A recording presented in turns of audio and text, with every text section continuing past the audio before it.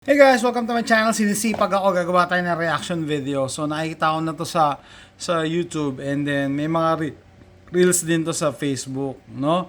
So, 1 day versus 10 years in the USA. So, pinapakita nila yung foreigner, so bagong salta sa Amerika, nagulat siya sa sa mga First baril. day in the USA. Dude, that guy has a gun on him. Okay, so sabi ko dito pa lang may mali na. Ito yung tinatawag na Mexican carry, guys. I don't know, walang state yata sa US na nag-aalaw ng ganitong klaseng carry. No? So misconception to. Hindi ka makakita ng ganitong klaseng Amerikano na magka-carry ng ganyan. Mexican carry yan eh.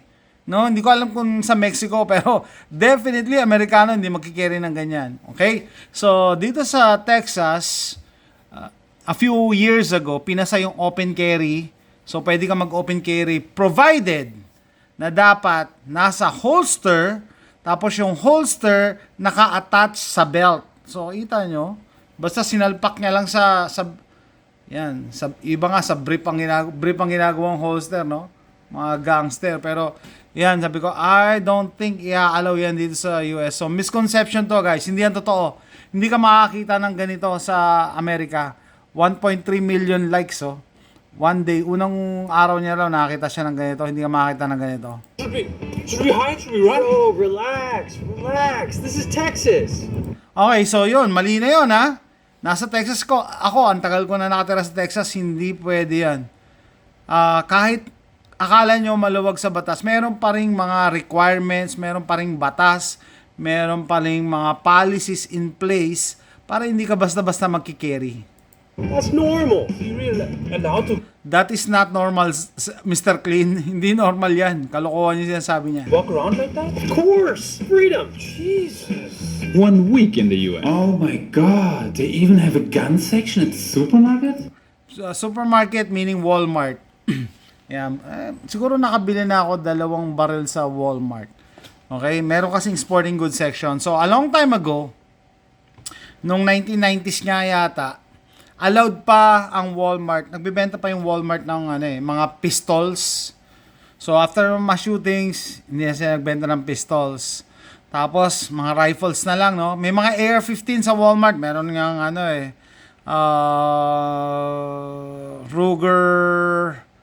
Ruger Mini 14, Mini 30. Tapos nagkaroon ng mga shootings, tinanggal na ng Walmart yun. Tapos nagkaroon na naman ng mga shootings, tinanggal na ng Walmart lahat ng pistol caliber nila na ammo. Pati mga AR-15 ammo, wala na. So, puro hunting rounds na lang, tsaka shotguns. Why would anybody need so many guns for? You don't need it. Okay? Hindi mo kailangan ganun display yun eh. Tindahan yun eh. Ewan ko, mali yung niya eh. Why do you need so many guns for nakita niya yung tindahan yun eh. Siyempre kailangan mo kung magtitinda ka, mas marami kang kita. Pero yung question kasi na why do you need so many guns? It's because I can. It's because it's my right. Yung right hindi mo kailangan i-justify. Hindi mo kailangan i-justify ang right. Or Wala kang pakialam kung ayaw mong gamitin yung right. Hindi mo kailangan patunayan sa kanya na kailangan ko to. Parang kanina meron lang ako din-download, no? Nobody needs an AR-15 but nakalagay doon, nobody needs a whiny bitch but here you are. Never know what could happen. You gotta be ready to protect your family. protect from what? Yung magsalita yung foreigner, may probably European, para bang walang reason to protect, no? Wala kang reason to protect. And then balikan natin yung recently na yung batang babae sa Europe, pinagtanggol niya yung kapatid niya using an axe, tapos siya pa inakulong. And kung sinusundan yun si Colonwa, merong babae, pinagtanggol niya yung sarili niya using an AR-15. Now, balikan natin question niya, to protect from what? Because evil exists. Criminals, the government, North Koreans. 1 month in the US. What was that? Dude, take it easy. It was just a car backfiring. Any crazy person in this country can have a gun. How can That is not true. And a crazy yan talaga, yan. Maling-mali yan, guys. And it's sad. may mga kababayan ako sa Pilipinas naniniwala na totoo yan. Alam niyo yung sinabi niya? Any crazy person can have a gun in this country. Hindi pwede. No, hindi pwede. May tinatawag na background check. Background check exists.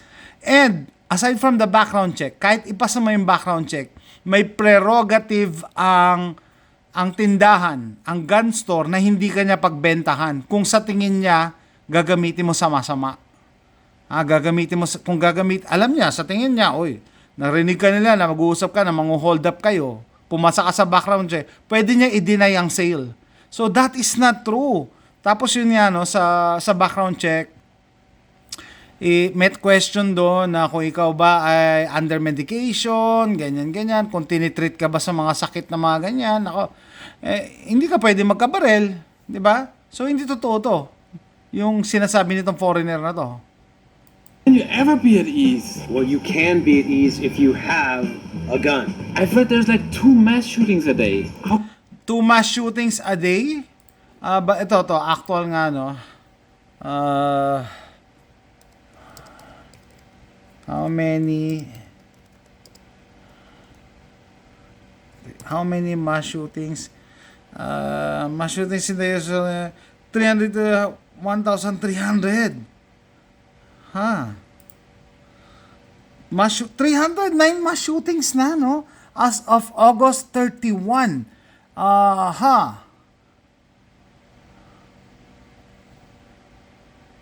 Ayan, what is a mass shooting? For the purpose of this list, a mass shooting is defined as an incident which 4 or more people are injured or killed due to firearm-related violence, no? So, 4 or more mass shooting na yan. Eto, hindi pa nila kino-quantify or hindi nila kino-qualify kung anong klaseng shootings yan. So, kahit yung police, may nagkaroon ng operation, mass shooting yun. Maniwala ba kayo kahapon nagkaroon ng mass shooting? The other day, hindi. Last week nagkaroon ng mass shooting in Minneapolis. Pero, kita nyo, ang dami nilang nilalagay because they have to inflate the numbers. Kailangan nilang padamihin yung number kasi mas madami, mas nakakatakot. Hindi totoo yun. how can you ever feel safe? I'm telling you, that's why you need a gun. And don't let people fool you. Don't forget, guns don't kill people. People kill people. Yeah, crazy people. Yeah, people, yung tao, kahit tanggalan mo ng barel, gagamitin niya lahat ng pwede niyang gamitin para gumawa ng masama. Sample sa Laguna, martilyo ginamit nung lalaki para patayin niya yung asawa niya. Tapos yung isa naman, akyat bahay, pinasok si Mrs. sa kay anak niya, martilyo din yung ginamit. And so forth. Nung 9/11, eroplano ginamit, 3,000 plus ang namatay. Sa France yata, truck ginamit, ang dami sinagasaan. And then sa ginawa din yata yun sa New York, kotse naman yung ginamit, dami sinagasaan. Man, you don't get it. You're an immigrant. 6 months in the Hey, US. you! Give me your wallet! But I only have $10. That's all I need. There. If you think about it, it totally makes sense to get a gun in the States. I mean, everybody already has a gun. How else? And ito, misconception din yan na pag nandito ka, ma-hold up ka. And I mean, yung portrayal kasi nila, lumalabas na delikado ang maglakad sa Amerika, delikado sa Amerika, madaming barila, madaming hold-upan. It is not true. It's same with other places, no? I've been around.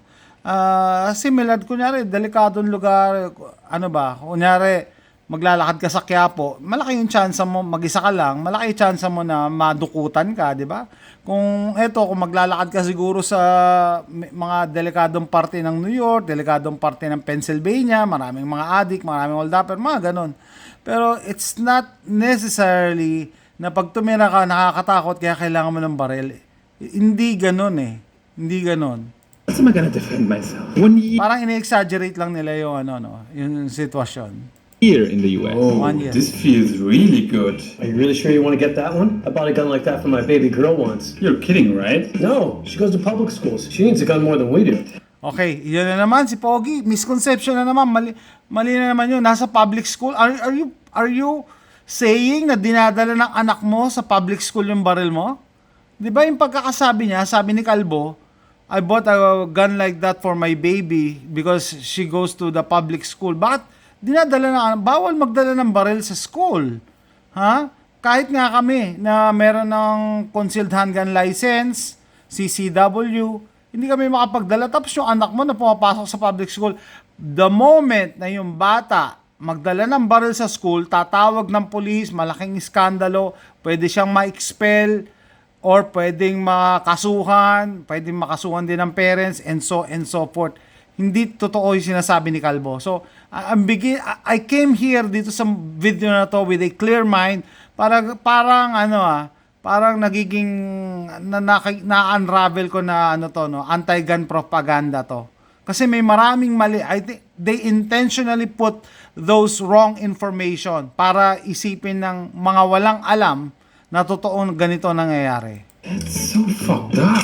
Freedom ain't free. 10 years in the US. So this is my bedroom. These are all my babies. This one is my favorite, Mr. Ronald Reagan. Wow, I think you have enough guns now, no? What?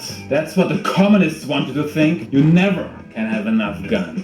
Guns are Yeah, that I will agree. You can never have so many guns. Unang-una kasi yung guns hindi naman yung napapanis, and regardless kung madami o konti, dalawa lang ang kamay natin. We can only shoot 1 to 2 guns at a time. It doesn't matter kung madami yan. It doesn't mean na mas delikado ka pag marami kang baril. Dalawa lang ang kamay mo eh. Dalawa lang ang trigger finger mo, no? Rifle nga isa lang magagamit mo at a time kasi kailangan mo i-support, 'di ba? freedom. God bless America. First day in the Okay, yun. So, na-explain ko sa inyo ang katotohanan dito sa sasabihin na natin anti-gun propaganda na to. Hindi to totoo. Okay, you can check that on your own also. So, syempre, alam nila ang purpose nito. Yan, 1.3 million likes. Dami nila-like nyo talaga yan. Ha? It's a propaganda. Okay? Parang pinapalabas nila dito yung mga gun owner, mga praning. Ganyan ang dating. And hindi nag-iisip dahil gusto lang talaga ng baril. Talagang parang sakit. May sakit sa utak ang mga gun owners. Paranoid. Pero I'll give credit to them, no? Maganda yung acting nila. Pero yung intention, I don't like. It's misleading. Gusto nila kayong lituhin or maliin para mag-iba ang pananaw nyo sa mga gun owners, lalo na dito sa US. So, comment down below. Let me know what you think. See you next time. Bye.